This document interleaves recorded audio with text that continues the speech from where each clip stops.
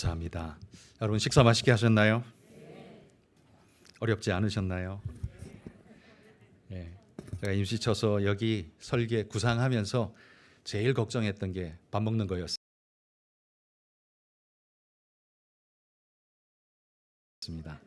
우리 교회 강점이 본당에서 밥하고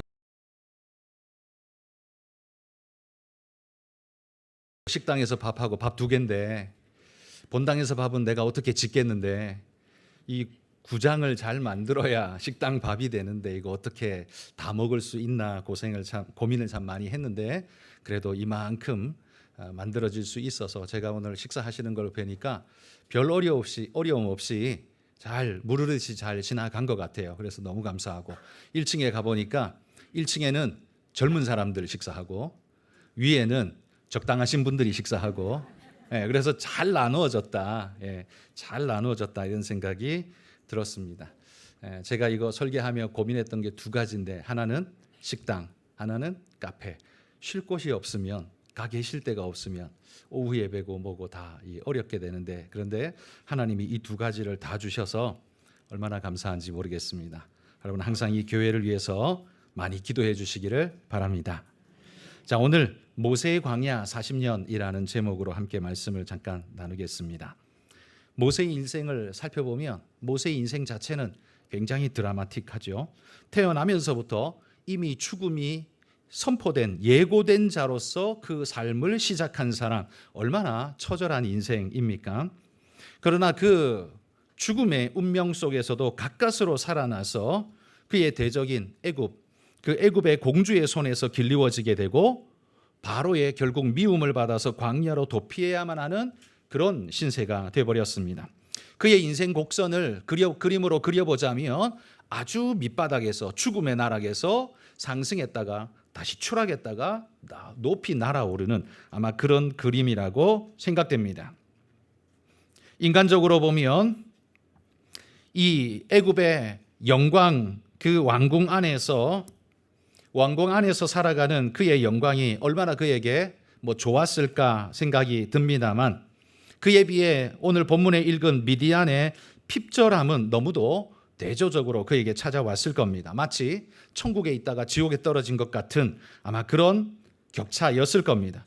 물질적으로뿐만 아니라 모세의 심리적으로도 아마 미디안 광야는 거의 번아웃된 상태, 완전 녹다운된 상태, 공황의 상태 아니었을까 싶습니다. 항상 자기를 받쳐주던 누군가에 둘러싸여 있었는데 이제는 옆에 아무도 없는, 그냥 양떼만 그냥 앵 울어대는, 매매 울어대는 홀로 있는 그 시간들이 얼마나 감당하기 힘들었을까요? 모든 사람이 자기를 도와주던 그곳에서 이제는 아무도 도와주는 이 없는 홀로 놓인 그러한 신세가 되었을 때 그는 또 얼마나 힘들었겠습니까? 여러분, 이런 인생의 격차가 커지면 사람은 자살을 하게 됩니다.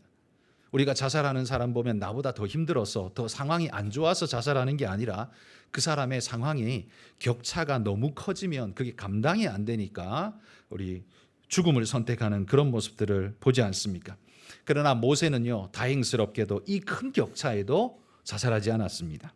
아무것도 없는 광야로 갈지라도 죽음을 택하지는 않았다는 거예요. 그리고 다행스럽게도 우물 곁에서 한 줄기 빛을 발견합니다. 바로 십보라, 자기 아내를 만나게 되죠. 그의 혼자라는 외로움 속에 떨고 있을 때 십보라는 그에게 찾아와서 위로가 되어주고 그의 미래를 함께하는 지지자가 되어서 그와 함께 인생을 걸어가게 됩니다. 그래서 미디안 40년의 생활을 이 십보라와 함께 걸어가게 되지 않습니까?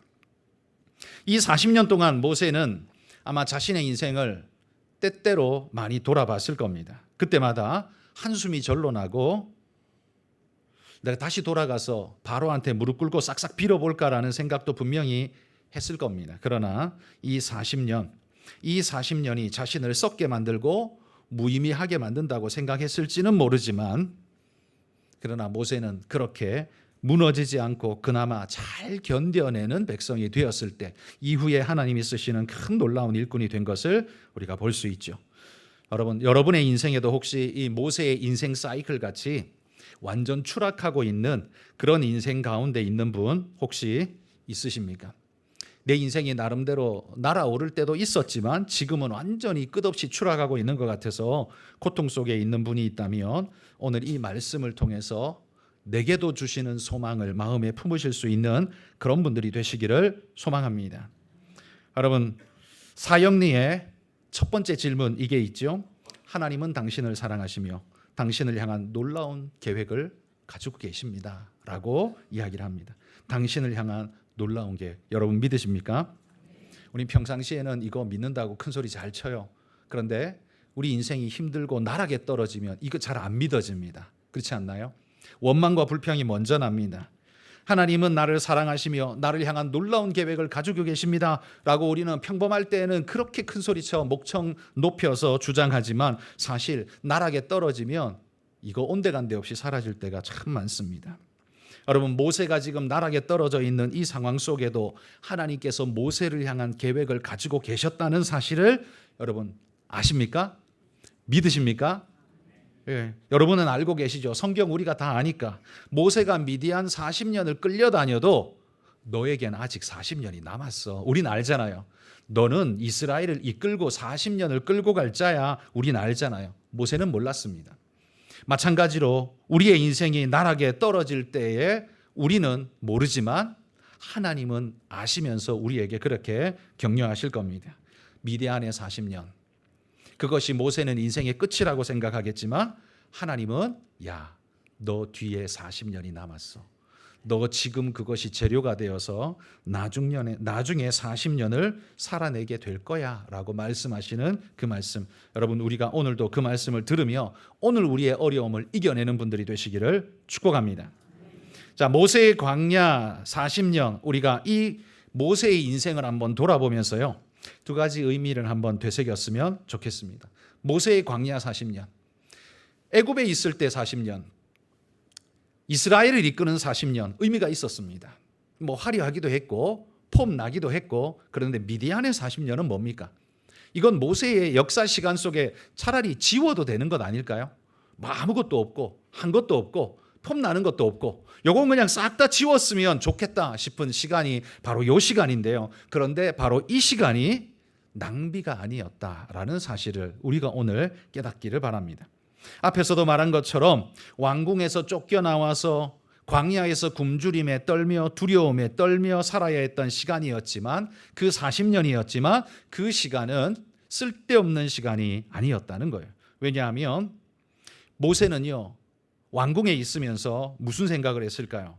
자신이 히브리인이라는 걸 잘 알고 있었던, 그리고 바로의 적통 아들들이 자기를 째려보고 있고 자기는 위기 상황에 있다는 걸 한시도 아마 잊지 않았을 겁니다. 자기의 어머니, 그 바로의 공주가 지켜주는 동안만 자기가 안전할 뿐, 이 끈이 끊어지면 자기는 완전히 날아간다는 걸 누구보다 그는 잘 알고 있었습니다. 그러니 얼마나 불안했을까요? 그리고 그 40년 동안 얼마나 눈치를 보면서 살았을까요? 혼나지 않기 위해, 그들의 마음에 들기 위해, 바로의 눈밖에 나지 않으려고 얼마나 그 안테나를 높이 세우고 그 시간을 살아갔어야만 했었을까요? 광야의 이 애굽에서의 40년이 화려해 보이지만 사실은요, 모세에게는 영적으로 보자면 영적인 자기 자신을 전혀 발견할 수 없었던 40년이었습니다. 그렇죠? 그 40년 동안 모세가 뭐 했다고요? 애굽 왕 바로의 눈에 들기 위해, 살아남기 위해 혈안이 되어서 사는 것 외에는 아무것도 할 수 있는 게 없었습니다. 그런데 지금 미디안의 40년 동안 모세는 뭘 했을까요? 물론 양치기 했습니다. 그렇죠? 목동이었어요. 양치는 거였어요. 그런데 양만 쳤느냐? 그렇지 않습니다. 양만 치는 게 아니라 그 광야의 40년 동안 그는 하나님을 만나게 됩니다. 하나님을 만나면서 사실은 애굽에서의 40년 화려했고 이스라엘을 이끄는 40년 화려했습니다. 미디안의 40년 아무것도 아니었어요. 그런데 지워버리고 싶은 시간인 줄 알았는데 알고 보니까 이 시간에 하나님을 만나고 인생의 전환점을 만나고 인생의 의미와 방향성을 찾은 시간이 바로 그 미디안의 40년 아닙니까? 버림받았던 시간 같고 쓸모없는 시간 같고 지워야 될 것 같은 시간인데 그 시간에 하나님을 만났어요. 그 떨기나무 불꽃 가운데에서 하나님을 만났습니다. 그러니 이 40년이 의미 없다고 말할 수 있을까요? 만약에 모세에게 미디안의 40년이 없었다면 그 뒤에 이스라엘 백성을 이끄는 40년이 있을 수 있었을까요? 아마 미디안의 40년이 지워진다면 모세는 그 뒤에 나오는 이스라엘을 인도하는 인도자 모세도 아마 없을 겁니다. 하나님을 만나는 게 없는데 어떻게 그 뒤에 이스라엘을 이끄는 게 있을 수 있겠습니까? 그러니 그런 의미에서 보자면 가장 지루하고 가장 의미 없고 가장 볼품없는 시간 미디안의 40년이 모세의 인생에서는 정말 중요한 40년이었구나라는 사실을 우리는 인식하게 된다는 말이죠. 그런 의미에서 여러분, 지금 우리가 나락에 떨어져 있는 시간 같은 우리의 지금 오늘, 그냥 내 인생에서 지워버려도 될 것 같은 아무런 의미도 없고 아무런 무엇도 없는 것 같은 오늘, 그 오늘에 우리가 주님을 만난다면 우리 인생의 가장 소중한 시간으로 오늘 이 시간이 변화되어질 줄 믿습니다. 모세에게 아무 인생에는 사회적으로 보면 아무런 의미 없어 보이는 그 시간이었지만 그 시간이 하나님을 만나고 회복하는 시간이 되었을 때 모세의 인생은 완전히 새로워졌습니다. 그래서 여러분, 그리스도인에게는 이 미디안의 시간이 절실하게 필요한 겁니다. 우리 자녀들을 위해 기도할 때요, 이거 기도해야 됩니다. 애굽의 왕자로 살다가 이스라엘의 지도자로 바로 가기를, 그런 건 없습니다. 안 됩니다. 반드시 중간에 뭐가 있어야 돼요? 떨기나무 불꽃에서 하나님을 만나는 그 시간이 없으면 그 다음은 없어요. 그렇다면 여러분의 자녀들이 미디안의 시간을 겪으며 하나님을 만나지 않으면 아무리 서울대학을 나오고 아무리 판검사가 되고 아무리 연봉이 1억, 2억, 3억, 10억이 된다 할지라도 그 뒤의 시간은 하나님에게는 의미 없는 시간이 되어지고 만다는 겁니다.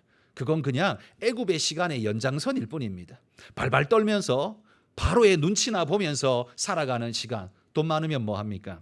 화려해 보이면 뭐 합니까? 아무 의미 없는 시간 아닙니까? 그러니까 미디안의 시간, 하나님을 만나는 시간이 없으면 그 전과 그 후가 아무런 의미가 없어진다는 말이에요. 우리 자녀들을 교육하고 양육할 때 여러분, 잘나고 대단한 거 좋지만 그 잘나고 대단함에 우리가 반드시 끼워 넣어야 할 중요한 게 있어요. 떨기나무 불꽃에서 하나님 만나는 사건. 그거 없으면 우리 인생, 우리 자녀들의 인생 아무리 잘나봐야 아무 의미가 없다는 거예요. 그냥 자기 잘난 줄 알고 살다가 그렇게 끝날 인생이 될 거라는 말이에요. 돈만 많이 벌고 살다가 그냥 그렇게 끝나는 인생이 될 거라는 말이에요. 그건 우리가 기대하거나 하나님이 기대하는 인생 아니지 않습니까? 애굽의 40년에서 이스라엘의 지도자 40년으로 바로 가면 너무 좋겠지만 미디안의 40년이 없으면 그 뒤에 것도 없다는 사실을 꼭 기억하시길 바랍니다. 그러니 모세에게 이 미디안의 40년 얼마나 중요하냐는 말이에요. 정말 의미 없고 쓸모없고 지루하고 외롭고 두려움의 시간 같아 보이지만 그 주님을 만나는 그 준비의 시간이 없었다면 모세는 결단코 모세 될 수 없었다는 거예요. 그러니 우리나 우리의 자녀들이 진정한 하나님을 만나는 모세가 될 수 있는 그런 믿음의 일꾼들이 될 수 있기를, 이를 위해서 여러분 기도하시기를 소망합니다. 우리 자녀는요, 부모님이 기대하고 몰아가는 대로 웬만큼 갑니다. 자녀들도요, 부모의 기대에 부응하기를 원하는 마음 우리 자녀들에게 다 있거든요. 그래서 부모 눈치 본단 말이에요.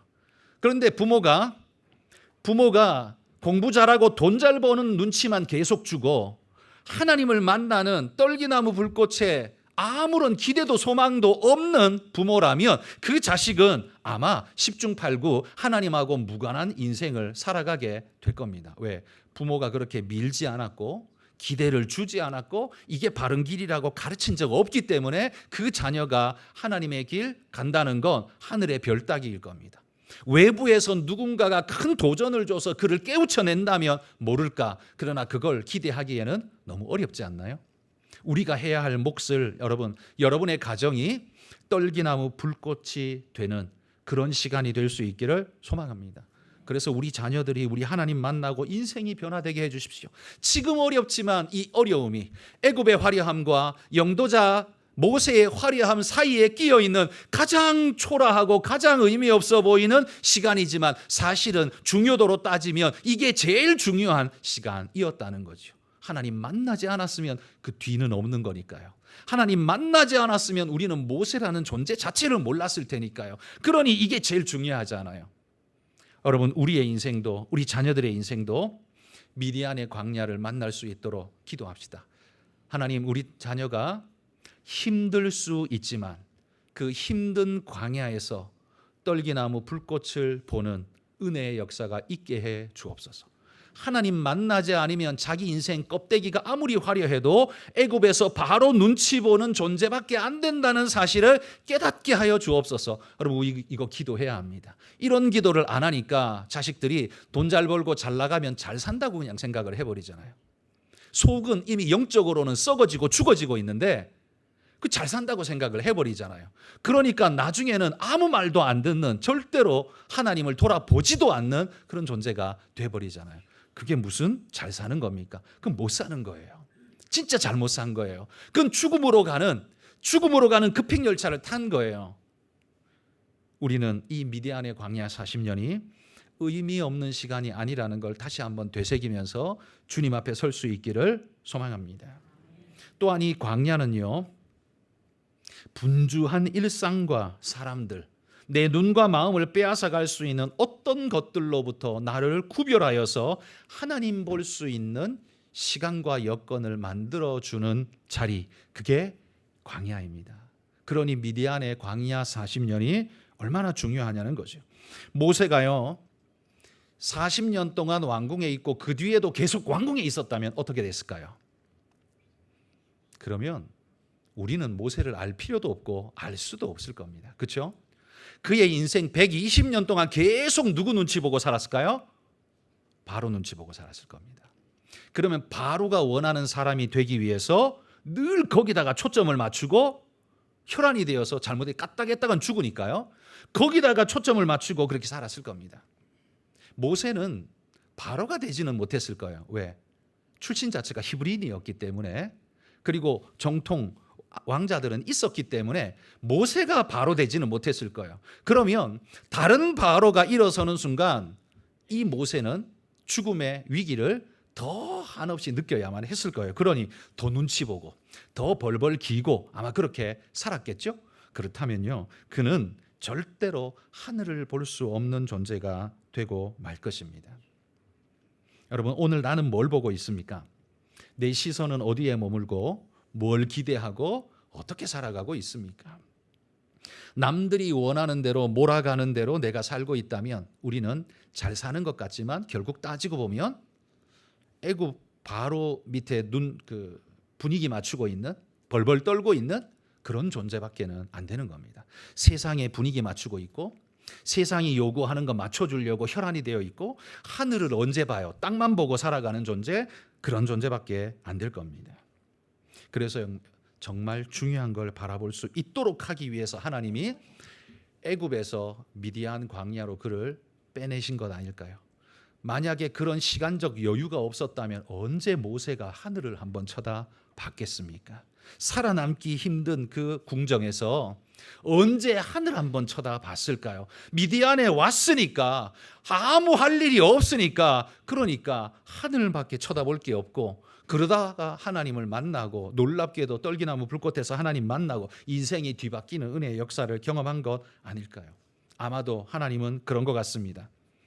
그냥 모세가 귀를 닫고 바로의 눈치 보고 맞추느라 정신없이 40년 살아가니까, 야, 너 좀 이리 나와봐, 나하고 이야기 좀 해, 너 이리 좀 나와봐. 그래서 광야로 끌어내고 거기에서 하나님이 모세와 대화하시려고 미디안으로 꺼내신 것 아닐까요? 여러분, 내 인생에 수렁 같은 순간을 만나고 고통의 시간을 만나고 눈물의 시간을 만날 때 하나님이 나를 광야로 불러서 나 좀 볼래? 라고 말씀하고 있다고 여러분, 우리가 그렇게 생각할 수 있기를 바랍니다. 만약에 우리가 그렇게 생각할 수 있다면 우리의 생각의 초점이 세상과 문제에서 하나님께로 돌아가게 되고 아마 떨기나무 불꽃 앞에서는 은혜의 축복이 우리에게도 주어지게 될 줄 믿습니다. 여러분, 제가 예전에도 추천해드렸던 책 중에 오래된 책입니다. 늘 급한 일로 쫓기는 삶이라는 책이 있습니다. 우리에게 가장 중요한 일들이 사실은 우리가 환경에 떠밀리고 일에 떠밀려서 늘 급한 일에 쫓겨가지고 중요한 일은 온데간데 없이 사라져버린, 내 인생에서 지워져 버리는 그런 인생을 우리가 산다는 거예요. 그래서 급한 일에 쫓겨다니는 게 아니라 중요한 일을 먼저 바라보고 설 수 있는 자야말로 인생을 재설계할 수 있는 진정한 사람이 될 것입니다. 누군가가 나를 몰아내는 대로 살면, 급한데 쫓기는 대로 살면 우리는 늘 중요하지 않은 것에 우리 인생을 걸고 그렇게 살다가 끝날 겁니다. 왜? 일평생 그 급한 일은 끝나지 않을 거니까요. 어릴 때는 부모님 손 잡고 따라가느라, 부모님의 마음 맞추느라 정신이 없었고, 자라나는 동안은 학교 가느라, 취직하느라, 결혼하느라 정신이 없었고, 나이 들어서는 이제 노후를 어떻게 할까, 자녀들 돌보고 손주 돌보느라 정신이 없었고, 한참 정신이 없고 보니까 하나님 눈앞에 서 있고, 뭐 이런 게 우리의 인생 되지 않을까요? 그러니까 우리가 정신을 바짝 차리고 하나님 앞에 늘 급한 일에 쫓겨다니는 게 아니라 진짜 중요한 일 앞에 바로 설 수 있는, 그걸 위해서 하나님이 모세에게 미디안을 주셨다면, 광야를 주셨다면 이 광야야말로 축복이 아닌가라는 말입니다. 여러분, 우리에게 주신 하나님의 광야를 축복으로 받을 수 있기를 소망합니다. 급한 일은 우리 주변에 너무 많습니다. 너무 많아요. 굉장히 많아요. 그러나 중요한 일은 여러분 그 순간 놓치면 없어집니다. 그 순간 놓치면 다시 잡을 수 없는 거예요. 그러니까 놓치지 않고 붙잡을 수 있기를 소망합니다. 오늘 이 말씀대로 여러분, 내게 주어진 광야, 그건 광야가 목적이 아니라 광야 한가운데 서 있는 떨기나무, 하나님 만나는 장소, 그게 중요한 겁니다. 광야가 좋은 게 아니라 광야 한가운데 서 있는 떨기나무, 하나님 만나는 자리, 그 자리가 우리에게 중요하단 말이에요. 그것 때문에 광야가 의미가 있다는 말이에요. 여러분, 그 떨기나무 앞에 여러분도 서시고 여러분의 자녀들도 서서 우리의 인생이 하나님 앞에 빛나는 그런 믿음의 일꾼들이 다 될 수 있기를 주의 이름으로 축복합니다.